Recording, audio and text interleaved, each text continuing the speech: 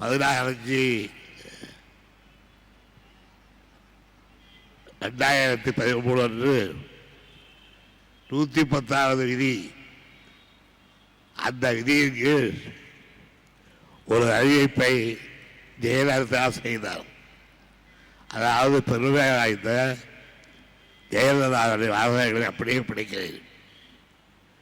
பெருமை வாய்ந்த தமிழ் மொழியை சிறப்பித்த வண்ணம் அமெரிக்க நாட்டின் பெருமையையும் புகழையும் உலகில் பரப்பும் வகையில் அமைந்துள்ள சுதந்திர சிலையைப் போல தமிழர்களின் நாகரிகம், பண்பாடு, இலக்கிய செல்வங்கள், கட்டட கலை, திறன் ஆகியவற்றை உலகத்திற்கு எடுத்துக்காட்டும் வகையில் சங்கம் வைத்து தமிழ் வளர்த்த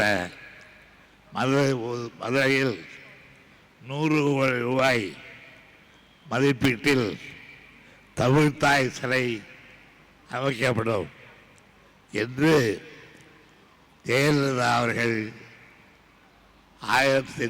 2013ஆம் ஆண்டு அறிவித்தார். என்ன அறிவித்தார்? தமிழ்த்தாய் சிலை உலகத்தில் எல்லோரும் பார்த்து ஏற்படையும் வண்ணம் அமைக்கப்படும் என்று சொன்னவர் ஜெயலலிதா. 2013ஆம் ஆண்டு.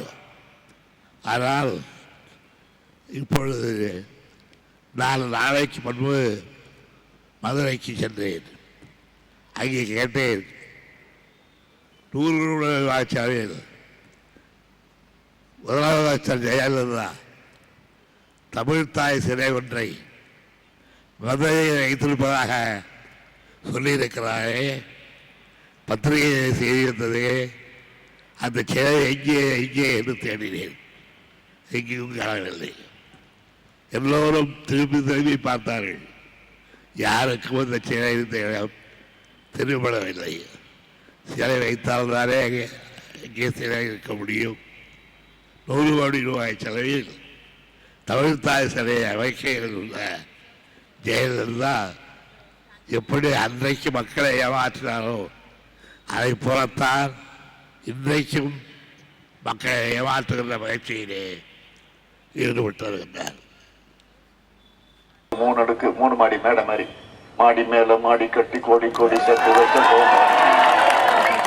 அதோ அதோ கோமானே அப்படின்னு ஒரு பாட்டுலாம் பார்த்துட்டீங்க.